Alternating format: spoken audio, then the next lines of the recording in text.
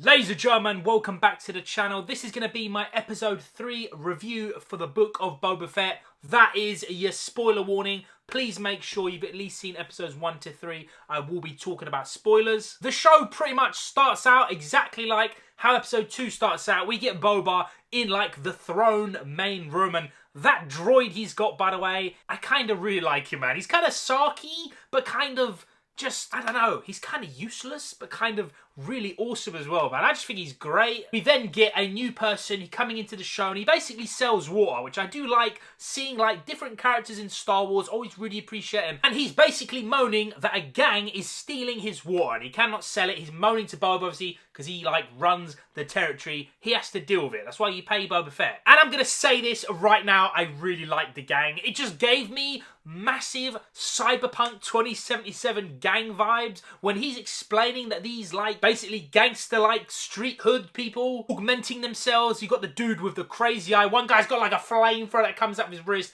Properly sick. They're doing all that stuff with droid parts. I really love that, man. Even their bikes, as cheesy as it is, they've all got different colours. It's a little bit weird, especially the girl with all like the mirrors. It just reminded me of those old school motorbikes. But I did like the gang. Again, massive Cyberpunk vibes. I really appreciate it. Awesome to see new characters in the world of Star Wars. I always appreciate it. And I loved how Boba handled it, man. He handled it like an absolute G. Basically said, pay the money, and they just said, straight up, there's no work, bro. We got no money, we got no nothing. And he basically says, now you work for me. Simple as. I actually like the little touches. Boba takes his helmet off to speak to her face to face. It's all about respect, and I really enjoyed it. And then obviously the guy basically cuts the prices down. All that whole scene, the setup, just to show you that Boba doesn't need a gun, mate. He just can speak. He's going to get the job done. I really love seeing it. And then we get the flashback scene with young Boba on Kamino, obviously. And I'll be transparent, when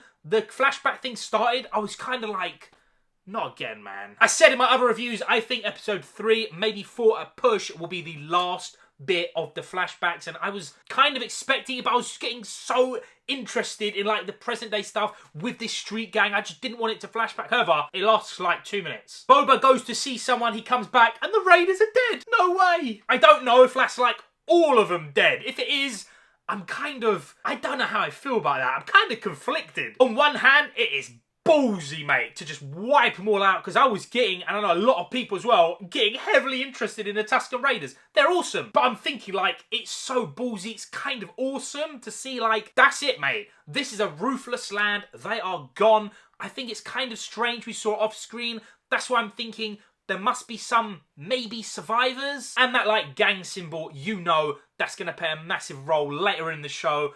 Maybe even in the present day. I think after seeing that, we probably will now definitely get flashbacks, at least for episode 4. But I was like genuinely so shook. I couldn't believe what I was watching, and it cuts back to the present day. I'm down for this, man. This episode did not stop. It rolled all the way through lightning speed. And we get jacked Chewbacca just choking the crap out of Boba. And that fight they had, obviously, Boba didn't have his armor. He's unprepared, but he got battered, man. Again, I know, he ain't got his gear, he ain't got anything, but he got slapped, mate. And then the Cyberpunk crew basically save him. The 2 guards help him, and he is just not going down.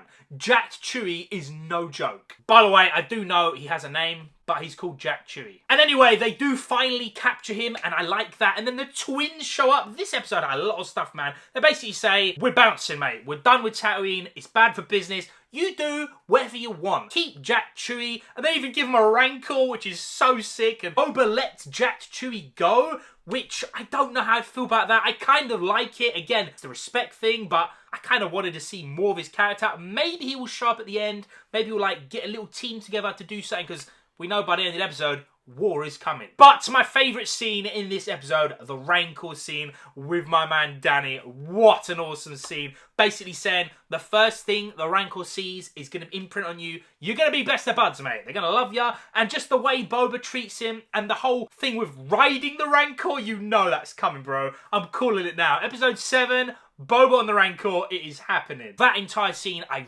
really enjoyed it, man. I'm so glad we saw it. Just, it's awesome, mate. Awesome to see. And then the final scene, Boba and Fennec. By the way, Fennec in this show is so amazing, man. She is awesome. They go to see the dodgy mayor once again. My guy's not there. That little weasel worm guy, mate, tries to escape. The cyberpunk street gang hunt him down, and then Boba, I just love, he lands on his jetpack.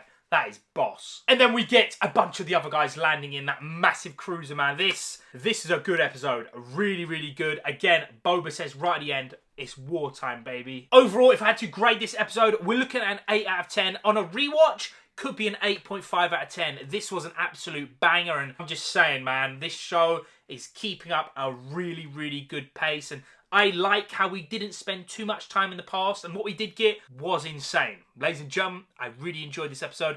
Did you like it? Go spoiler crazy down below. All your theories, whatever it is, let me know, man. Thank you so much for watching. I appreciate you guys, and I'll see you all in a bit.